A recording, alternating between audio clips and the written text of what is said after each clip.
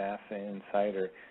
He could be a plumber for all I know. However, some of the things he says are quite interesting, and he states that back in the 1950s, people were talking about Planet X, and he says that Planet X was on the cover of Popular Science in 1961, and the magazine said that there would be a tidal wave at some point. So what do you think, Marshall? Is there actually a solar system associated with Planet X? Well, Planet X, first off, is a generic term for a body that you know exists by virtue of its interaction with cataloged bodies. And there's always been this progression until we had telescopes a few hundred years ago. Saturn was as far as we could see with the naked eye. Now, Saturn was observed, there was perturbations in the orbit, and from that they derived the location for Uranus, and Uranus was discovered. Once the math was done, finding Uranus was almost boom, bang, dead on. I mean, just about as fast as firing up an MP3 on your iPod, okay? But then they would notice perturbations in the orbit of Uranus, and that led them to Neptune. And then they found more perturbations in Neptune. And so what happens was Uranus was Planet X. It was discovered.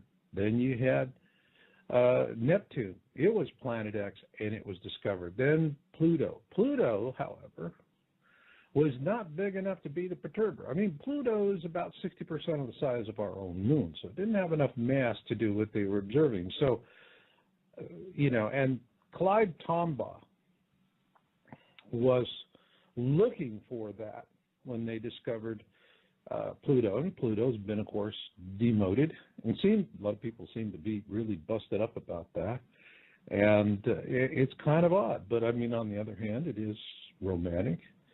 But the Planet X that we're talking about now could either be a very massive comet, it could be a dead comet, or just a huge massive asteroid.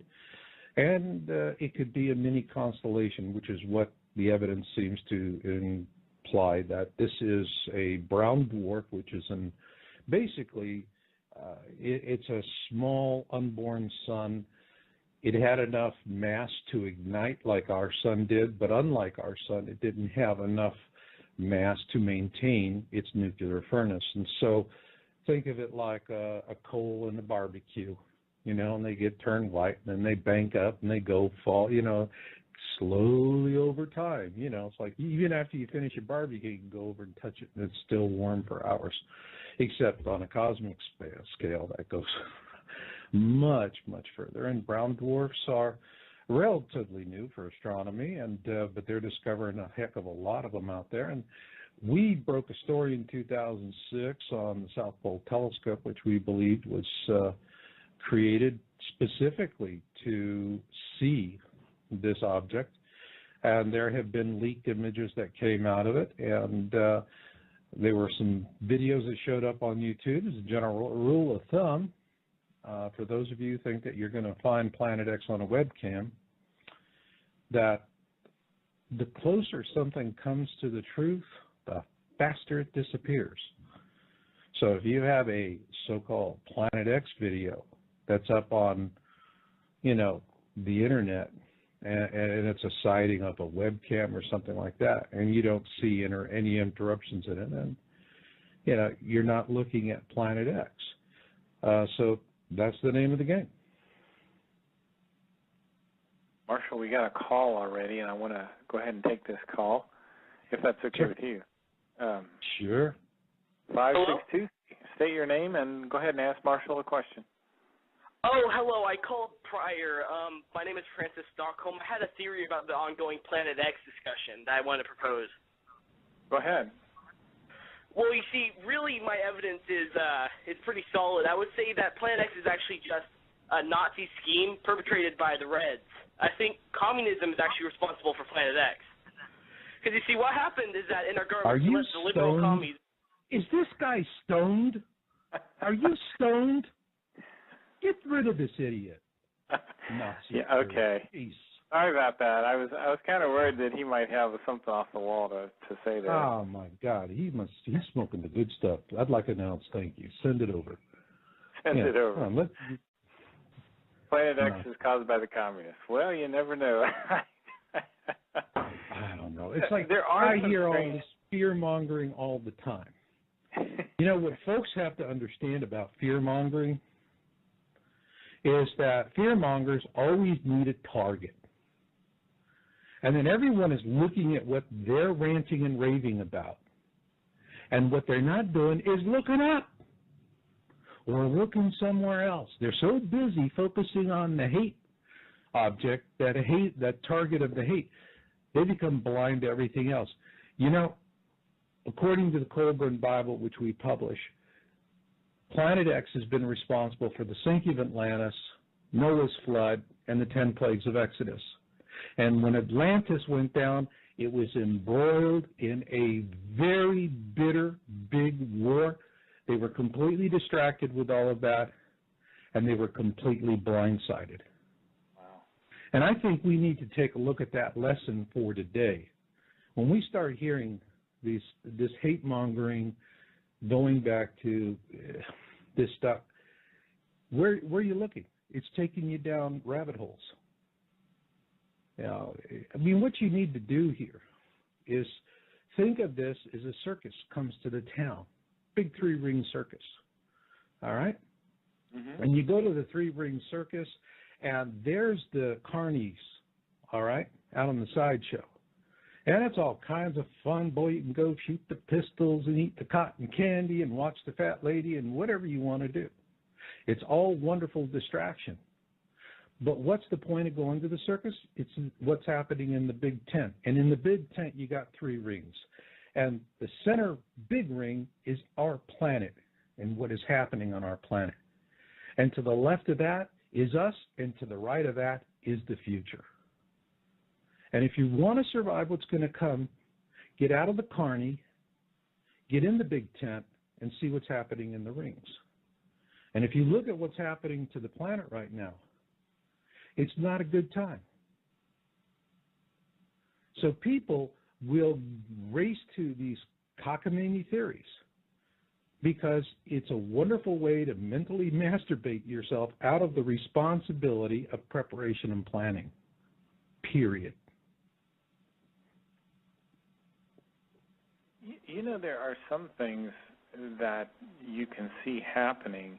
It looks like the government is almost making preparations for something in the background. I know the CIA has been moved to Denver for what they call operational reasons, and I think the Vatican closed their library.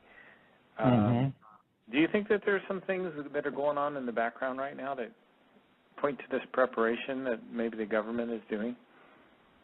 I don't know. You cited some pretty good examples. Yeah, they're busting moves. They're building deep underground military bases. I mean, this is going on. Yeah, the FEMA camps are real. They exist. They're getting ready for something big, but also at the same time, they've got a pretty ambitious campaign to suppress public awareness. And that's what people have to understand. And actually, you know, the resistance people have, that natural reticence that we have today, works in the favor of that. Because people don't want to hear that information. So, yeah, they're preparing.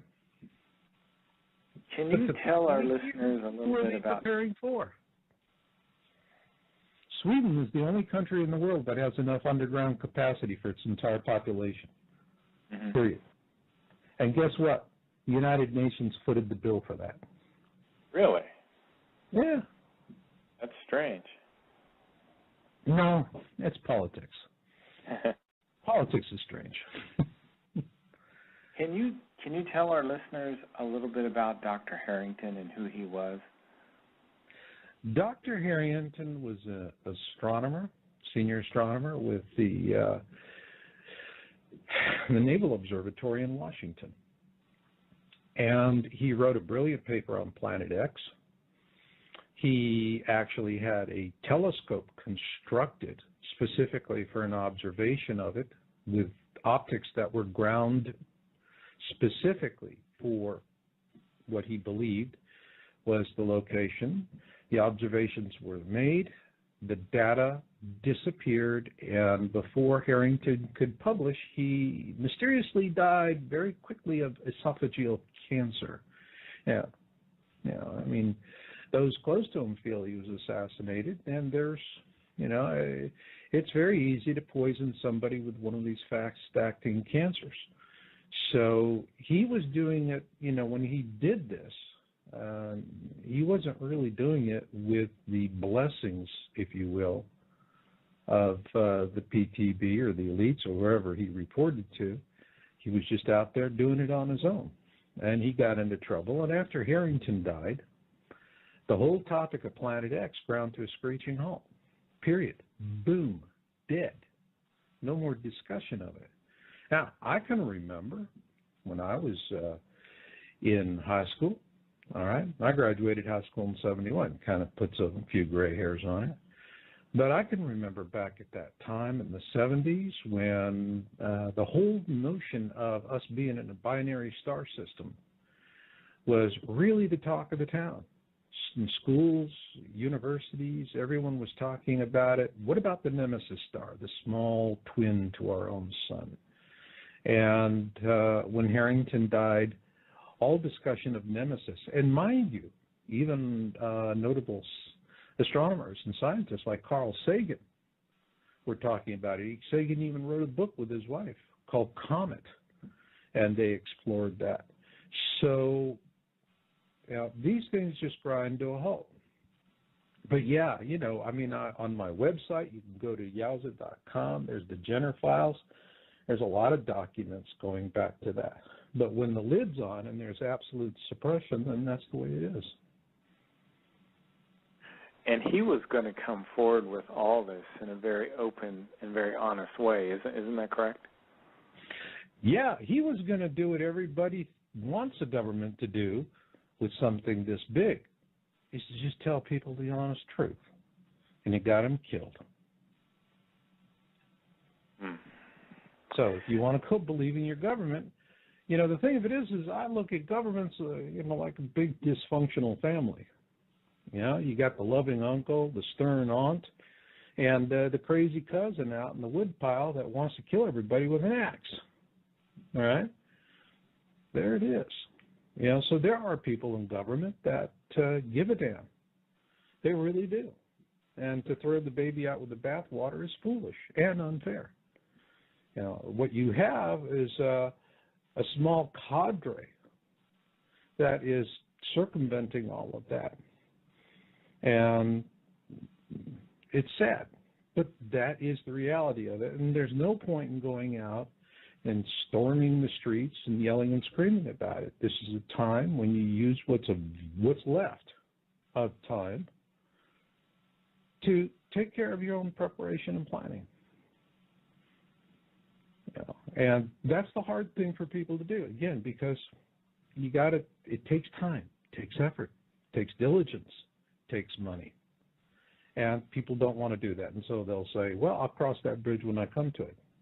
And when they do, what they're going to find is a very long queue to a bridge that's already half burned down, if it's even there.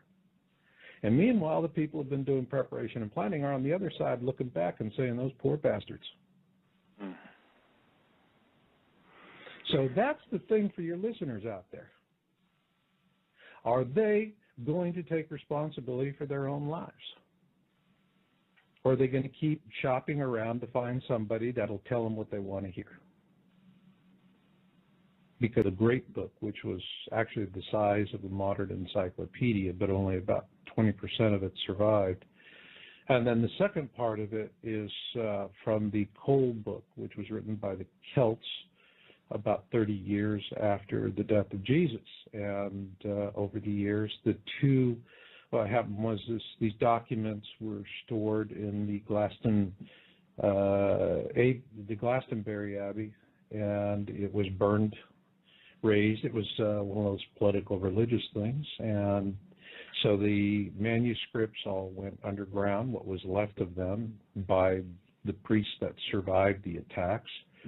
And in 92, when the prophecy in the Colburn Bible came to pass, that was when the group that was holding on to it released it. And I was able to get through a publisher in India who had acquired it from an antique book collector in London. It was interesting migration. There's also another version of it, and it's just the same thing. So apparently everyone got the same copy of it, and it's by a group out of New Zealand. But it clearly tells us that the Egyptians tell us that this is what caused Atlantis, Noah's flood, and the last time it flew by was the 10 plagues of Exodus. And in that, it describes the Exodus from the Egyptian point of view. I find that there's incredibly interesting similarities between the two stories, and then there are, of course, divergences. The Egyptians say that at the Red Sea, and not the Marsh Sea, as some archaeologists are saying now, it was the Red Sea, was that the Pharaoh of Exodus actually led the charge. And they caught up with the rear element of the host that was following Moses, and there was a tremendous slaughter, and at which time they were trying to actually work their way through the back of the host, because imagine all these people see the charge, and so they drop whatever they're carrying. They just simply, that's it, feet don't fail me now. You want to get out of there, and that works great for people at the head of the line, but at the back now, you're trying to create this, cross this really, really nasty environment that is now even worse with all this abandoned luggage and carts and animals and whatever. And so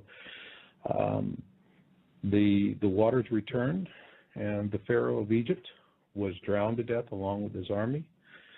After that, Egypt was invaded from the south, because according to the Egyptians, this was, for the extent of what they knew of the world, this was affecting everyone. It wasn't just between, God punishing a hard-hearted Pharaoh. I mean, this was just a global disaster. And what Moses had done, as the old saying goes, an opportunity is chaos. And this flyby had weakened the government of Egypt enough that he was able to do that. Had Moses attempted to free the Jews at another time when their government was strong, they could have swatted them down quite easily.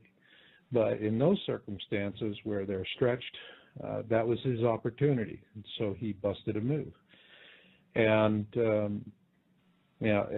it's really interesting in terms of, they even talk about, yes, they gave gold and silver and jewels. They gave a lot more than you would imagine to the Jews. And afterwards, they survived all of it.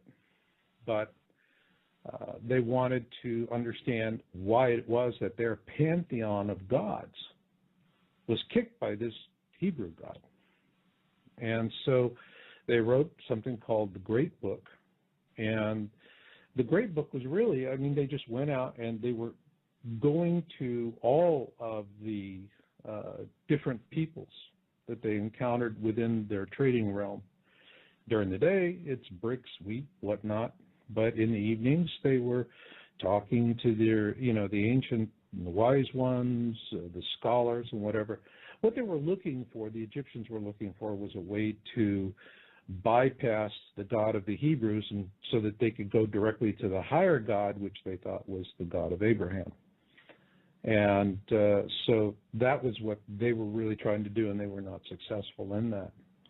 But, all of this history goes back, and what they tell us is when we see this object, and if you read the Colburn Bible, the quotes are very, very specific.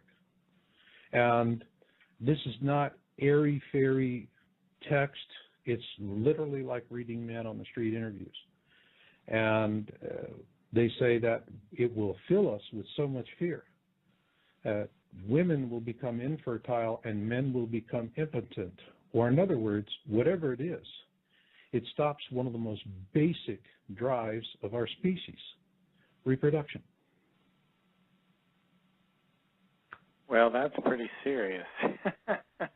Yeah. Well, Marshall, if you don't mind, what I'd like to do is take a little break for about 2 minutes, and we can listen to some relaxing music, and folks can fill their drinks back up or go to the restroom, and we'll be right back, folks. Marshall, there is a fellow by the name of John R. Moore. He's an ex-Green Beret, and he seems to know a bunch of people that are way up in the U.S. Navy. And he has his own radio show, and he says that the U.S. Navy projects water levels that will attain their maximum in 30 days once this whole thing starts. And according to the Navy, everything below 400 feet above sea level is subject to being damaged from flood during these earth changes. Can you comment on that, Marshall? They're saying 400 feet? 400 feet, everything below 400 feet above sea level will probably be damaged in some way, they're saying. Well, I would say that's a fair assessment. You're going to, I mean, right now we're looking at a situation where you have, we're watching all of the quake and seismic and volcanism that's happening in the Canary Islands right now. On the island of Faro, which is in that archipelago of the Canary Islands, it's northwest of Africa and belongs to Spain. Now, Faro is on the southern end of the island.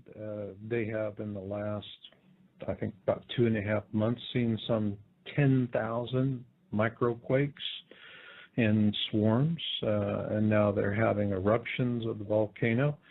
The concern is if this is something that is along common fault and it progresses north towards La Palma. And the two islands are about as, relatively as close as, think of in the Hawaiian Islands, how close those are to each other. And with La Palma, there's two volcanoes on the north end. One, it's an old dormant volcano. That's not a concern. But La Cumbre de Vija on the south end of the island is active. And on the western flank, which is partially fractured from a previous eruption which happened just after World War II, if that island pops, then the western flank of La Cumbre de Vija in La Palma could collapse, and that would send a 120-foot tall wall of water into the east coast. I'm talking from Maine to the north to Florida to the south. So that would be something that, if you're talking 400 feet of elevation, you would want to have 400 feet of elevation easily. And I think that actually I would say to folks, depending on how close you are to the ocean, height is relative to distance. So if you're 30 or 40 miles inland, 400 feet, that's good. But if you're close to the shore, I would say you'd want to, if you're within maybe, say, 10 or 15 miles of a coastline, I would want to be around 600 feet or more above sea level. There's a lady out there, her name is Nancy Leader, and she says that there are parts of the globe that are under stress. And she says there are sounds like trumpets that have been heard in Kiev, and she says these sounds come and go, and there's supposedly a dam and a reservoir area that is vibrating in Kiev or somewhere along those lines that's creating some of these strange sounds. And I want to play this clip here and get your comment on this. As the Atlantic pulls apart, there are parts of the globe put under stretch. These regions are known in Zeta Talk lingo as the stretch zones. In early August 2011, the sounds of trumpets were heard in Kiev, the trumpets of Kiev, accompanied by shivering windows. These sounds were louder than construction sounds nearby and came and went intermittently. No one had an answer, but the Zetas did. Kiev sits on a dam with a reservoir above this dam. Kiev is also in the stretch zone, where land is being pulled apart. This sets the dam to vibrating, which sets the reservoir to vibrating, creating music.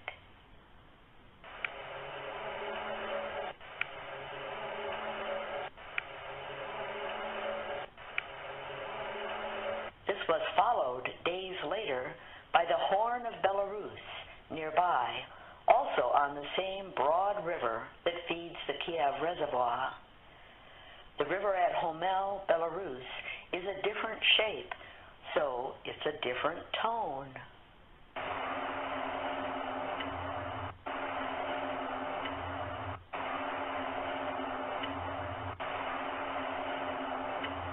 By September 2011, a Tampa Bay howl was heard and even recorded during a football game at the stadium.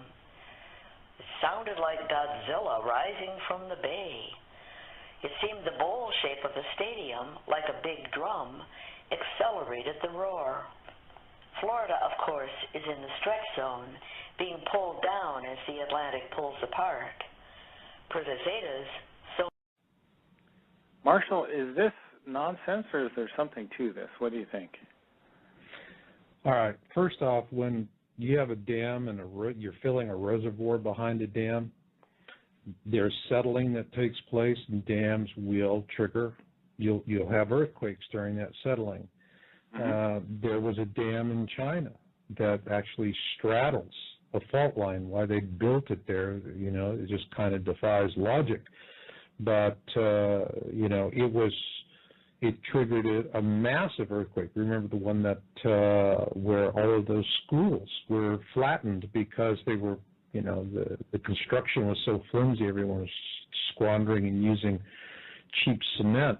And so, a whole lot of innocent children died in that. So you have those things going on. As to the rest of that, I don't have the direct reports. Nancy is someone, I've known Nancy on and off for the years. We don't agree on a lot of things in terms of how we approach the science. But on the other hand, I have a lot of respect for Nancy because I see her as someone that's out there trying to save lives. She's an Earth Mother personality, and so as a person, I have a very deep and warm and abiding respect for her and the effort that she puts into it. And just because we don't agree on things, it's hey, like we can do something they don't do in Washington anymore. We can reach across the aisle, Good point. Good point. Got another call here I'm going to bring on the line. Hello, is this you? Yes, good evening, Mark. How are you tonight? Very good here. You probably have a question for Marshall? Yes. I am a little bit older. I'm 67. I'm a Vietnam-era veteran. I was in survival in the Air Force, 64 to 68, and a survival instructor. And also, I'm curious about what you're talking about regarding planning and preparation. I mean, I use common sense. I'll have normally a rotating stock of foodstuffs, and if there's a hurricane or something. But, I'm a disabled senior citizen. I have COPD. I have prostate cancer, osteoarthritis, a whole bunch of things.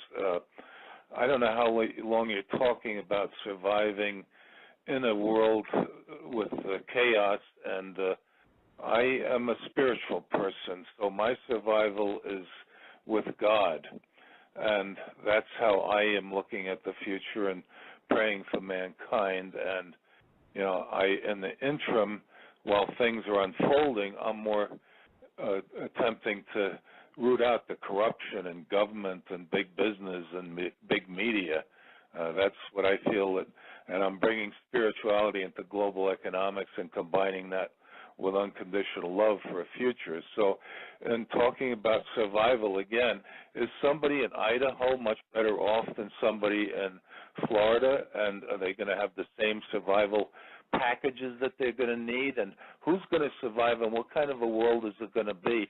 Are you going to have to shoot 50 people to get a half a ham sandwich and a bottle of water? Do you really want to live like that, or be somebody else's meat to eat someday? Well, I mean, you're talking about a Mad Max world, right? Yeah, go ahead. All right. So, Never either. They're going to have to. do you want to live? Do you want to live through it? Let me ask you bluntly. I mean, because, I mean, you have the medical condition, you have everything, because you're looking at a slow-motion train wreck here. It's going to last for years. This is not going to just happen one day and that's it. We go clean things up, sweep up the glass. This is gonna take some time. Well, that's my point. What kind of world is it going to be? You're going to have to shoot 50 people to survive another day?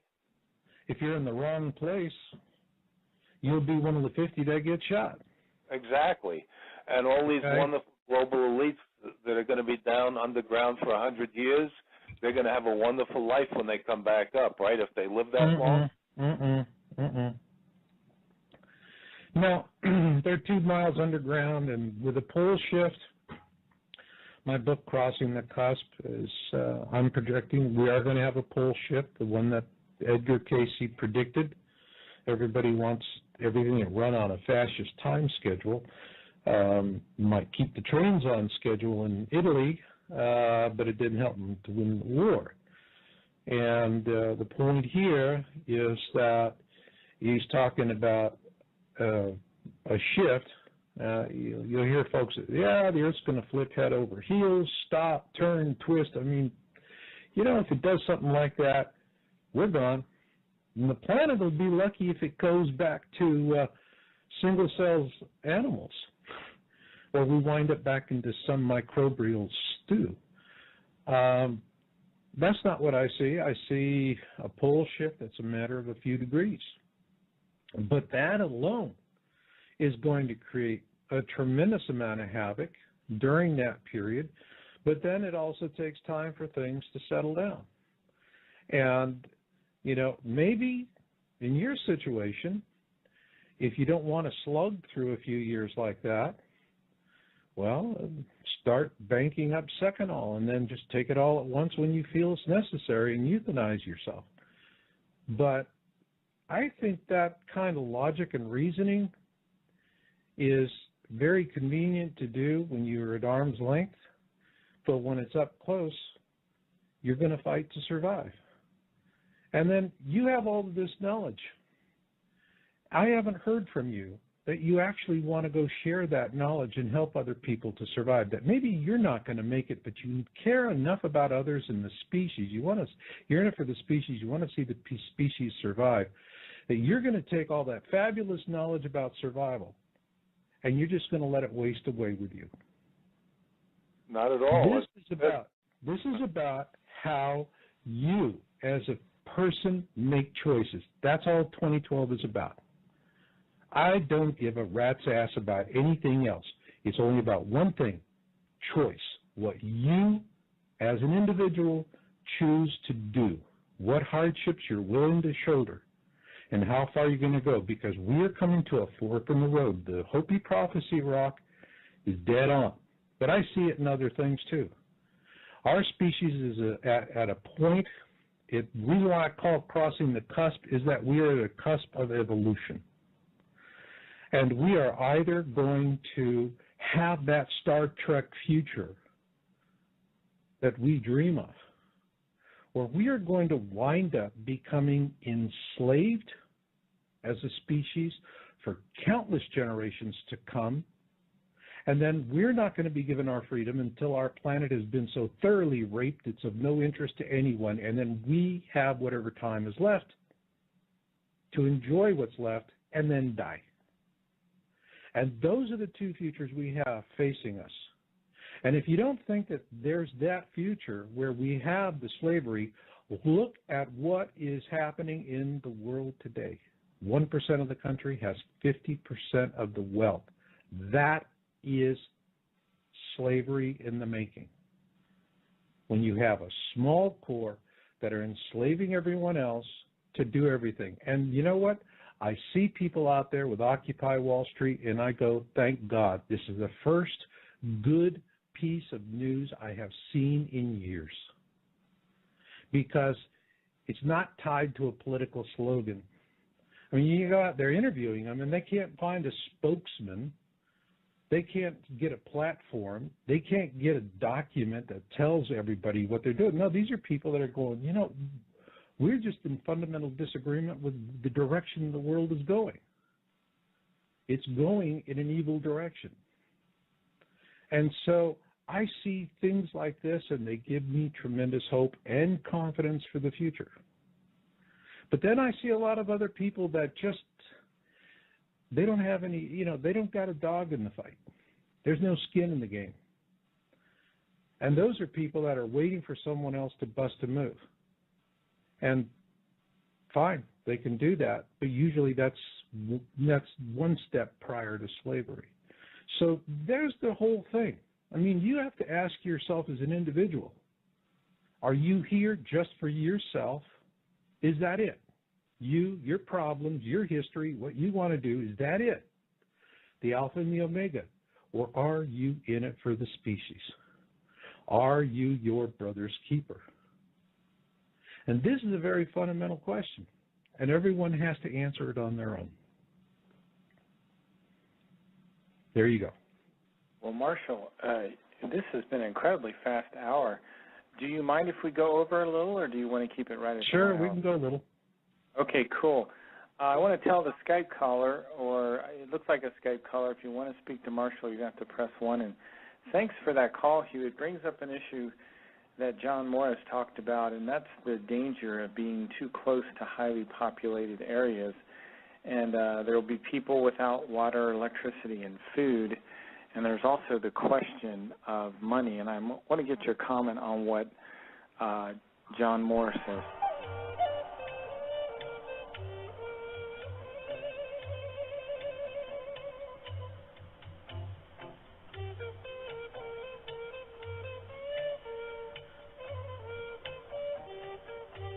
But there's more to this.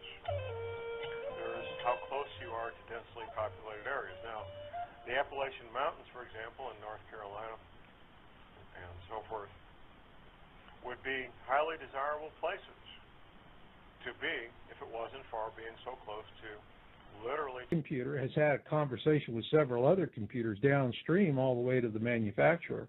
All of it completely unattended, rules-driven.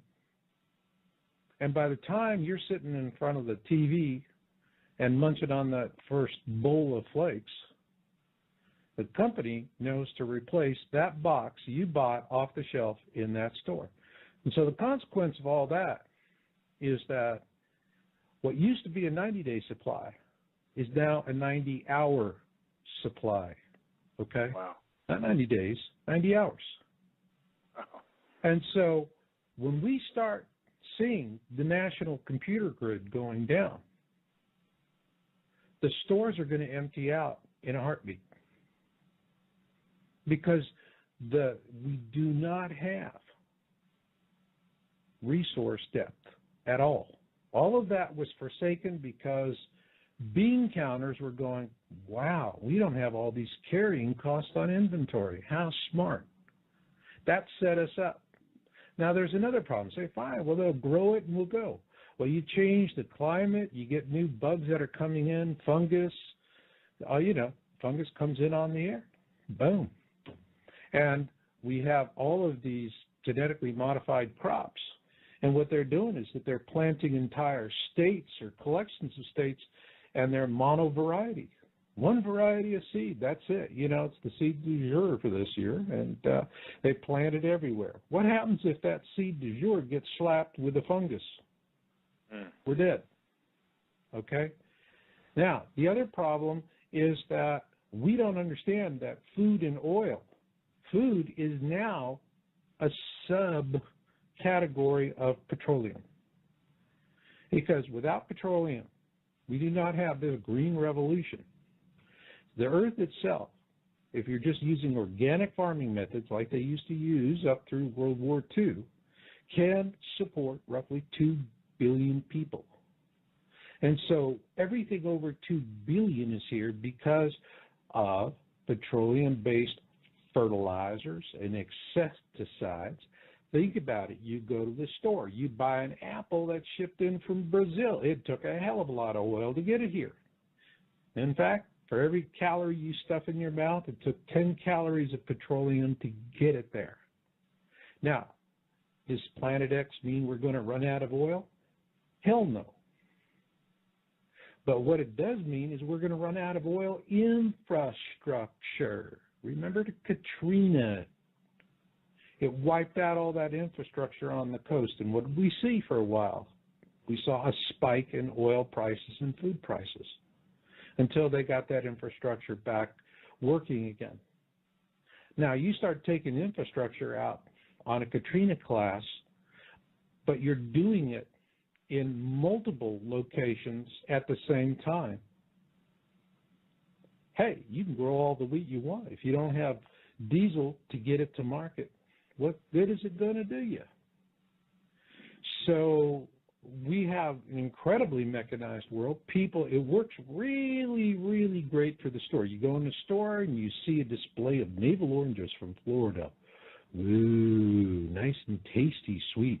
And they're stacked on all of these orange crates. You know, it's like 3 deep and 4 tall, and it just seems like they're sitting in the middle of the store. Must be a bazillion oranges. No. What you see is all of the oranges that are there. Everything else it sits on are empty boxes. And that is quintessentially what our supply chain is. We have no supply chain. It is really like a banquet table. And Planet X is going to come in, disrupt everything, much the same way that you use a chainsaw to cut one leg off the table. And then what happens after that? Everyone's eaten off the floor. Now, this is what's going to happen. So they say, you know, buy gold, buy gold. You know what? Gold is not, what, if you're starving to death, you're going to eat a bar of gold? If you got to light a fire because your core body temperature is plummeting, you're going to try and light the fire with a bar of gold? Think about it. Yeah. You want currency for the post-historic world? Hey, let's talk about canned peaches, shotgun shells, toilet paper, chapstick, and the such. Right. That is where the real money is. Now, I'll tell you a little story that goes right to the point of it, because I used to do a lot of traveling. I had a travel business, did Russia. This was in the early 90s. I started it. And so what got me going, because I was flying back and forth between Moscow and San Francisco on Aeroflot and over the pole, and over the years I saw the deterioration of the ice cap with my own lying eyes. Okay, so I didn't need an oil lobbyist funded scientist who's trying to do orthodontics for his kids telling me that not to believe my lying eyes. Hey, you take care of your orthodontia, I'll take care of my eyes. But I'm sitting here, and this was, I think, back in about 94, met this woman that she got to like me. We It was the day I was leaving. My flight was going out that night, and I was at her house to have a cup of tea. And we were talking, and I told her I was reading a book called The 900-Day Siege of Leningrad, and that people don't realize. They always think of World War II. Oh, there was the Hiroshima and Nagasaki and fire bombings of Tokyo and Dresden. I got news for you. You could take Dresden, Tokyo, Hiroshima, Nagasaki, combine all of those deaths together. They're not going to touch what happened in St. Petersburg. In the course of 900 days, 1 million people were methodically starved to death by a German siege. Wow. Okay? 1 million people. And it was so bad that there was cannibalism. Jeez. Okay? All right. Now, at that time, in order to make what little wheat and rye that they had go as far as they could, they were mixing it with sawdust. So people were eating sawdust bread and hoping they could keep it down long enough that they didn't throw it up before they got some nutrition out of it. And this woman sat down with me. She had this tin box, and she opened it up. I never saw so many gold Rolexes and diamond rings in my whole damn life. She must have had $50,000 worth of jewelry in that box. And I looked at that, and I was just stunned. And I said to her, you know, it looked old. And she said, this is my shame. I was curious. It's your shame? It looks to me like you could sell all of that and, you know, go out in style. And she said, no, not going to do that. Don't know what I want to do with it. I said, well, how'd you get it? And she said, I worked in a bakery during the siege. I was the lady that used to slice the bread. And for a gold Rolex, I gave you 2 extra grams. Wow. That says a lot. Let me repeat that. 2 grams of sawdust bread for the price of a gold Rolex. Now, what about that schmuck with the Rolex? If it had any smarts, when Hitler was writing Mein Kampf and all of that, said, you know, instead of going out and spending all this money on a gold Rolex, because everyone says gold is the smart investment, I'm going to take that much money and I'm going to buy canned goods, bean rice, stuff with long shelf life. And make sure it's somewhere safe, no one else can get to it. All right? And that's the point here. For what you're going to spend to buy just 1 Krugerrand, which will get you 2 grams of sawdust bread when the guacamole hits the fan. For that price of that gold Krugerrand, you can ensure your family has enough food to survive for 6 to 12 months, depending on how you eat and how many of you there are. So when I look at gold, gold is a hedge in a world economy that is functional. When a world economy ceases to function, gold is worth something to whoever wants to steal it for whatever reason. And for the rest, yeah, they'll pass over that and they'll go straight to the canned clean peaches. So that's what you really got to do, is you got to think where you want to set that money. Now, gold, yeah, it's a temporary hedge. It's going to give you some shelter for months, maybe weeks, but that's it. Because at some point, it's worthless. Right. What matters is what you got in the larder, what you got in your cash, what's in the pack that's on your back. That's what matters. Well, I'm glad to hear you say that, because I've often wondered about gold, and I had to search my own thoughts, and I kept coming up that it'd be better to stock up on food and grow my own food and get a home generator and things like that before I ever went to gold, and I never got around to buying gold. So it's good. It's good to hear that. Anyway, I appreciate that. And Marshall, I appreciate you staying late. It's been very informative, and I want to let everyone know we're speaking with Marshall Masters. His website is marshallmasters.com. He has a book called Planet X Forecast and 2012 Survival Guide, and he also has his own radio show here on Blog Talk Radio. So you have to take a listen to that too. And Marshall, if there's any last closing thoughts you'd like to leave with our listeners, that would be great, sir. Well, it's my motto. Destiny comes to those who listen, and fate finds the rest. So learn what you can learn, do what you can do, and never give up hope. And if you need more information, YOWUSA.com. Thanks a bunch, Marshall. I hope we get to talk again, sir. Have a good evening. You too.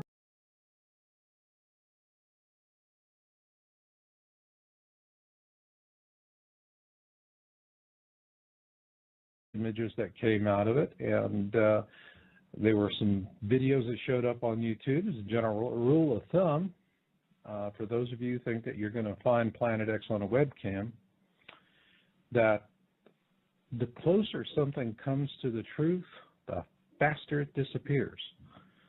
So if you have a so-called Planet X video that's up on, the internet, and it's a sighting of a webcam or something like that, and you don't see any interruptions in it, then, you're not looking at Planet X. So that's the name of the game. Marshall, we got a call already, and I want to go ahead and take this call, if that's okay with you. Sure. 562, state your name and go ahead and ask Marshall a question. Oh, hello. I called prior. My name is Francis Stockholm. I had a theory about the ongoing Planet X discussion that I want to propose. Go ahead. Well, you see, really my evidence is pretty solid. I would say that Planet X is actually just a Nazi scheme perpetrated by the Reds. This was discovered. Once the math was done, finding Uranus was almost boom, bang, dead on. I mean, just about as fast as firing up an MP3 on your iPod, okay? But then they would notice perturbations in the orbit of Uranus, and that led them to Neptune. And then they found more perturbations in Neptune. And so what happens was Uranus was Planet X. It was discovered.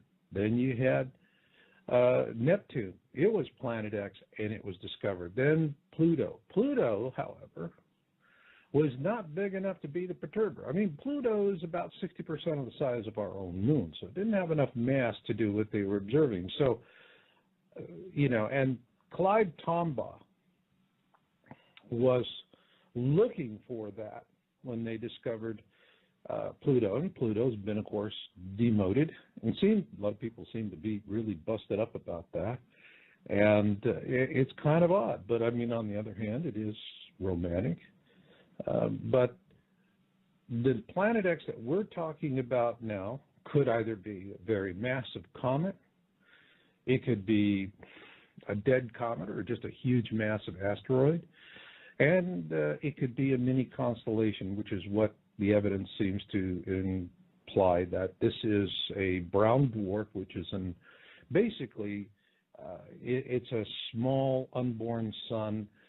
It had enough mass to ignite like our sun did, but unlike our sun, it didn't have enough mass to maintain its nuclear furnace. And so think of it like a coal in a barbecue, and they get turned white, and then they bank up, and they go fall, slowly over time. It's like even after you finish your barbecue, you can go over and touch it, and it's still warm for hours, except on a cosmic scale that goes much, much further. And brown dwarfs are relatively new for astronomy, but they're discovering a heck of a lot of them out there. And we broke a story in 2006 on the South Pole Telescope, which we believed was created specifically to see this object, and there have been leaked.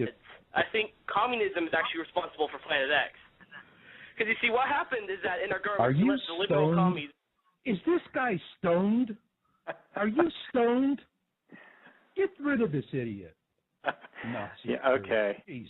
Sorry about that. I was kind of worried that he might have something off the wall to say there. Oh my God, he's smoking the good stuff. I'd like an ounce, thank you. Send it over. Send it over. Planet X is caused by the communists. Well, you never know. I don't know. It's like I hear all this fear-mongering all the time. What folks have to understand about fear-mongering is that fear-mongers always need a target. And then everyone is looking at what they're ranting and raving about. And what they're not doing is looking up or looking somewhere else. They're so busy focusing on the hate object, that target of the hate, they become blind to everything else. According to the Colburn Bible, which we publish, Planet X has been responsible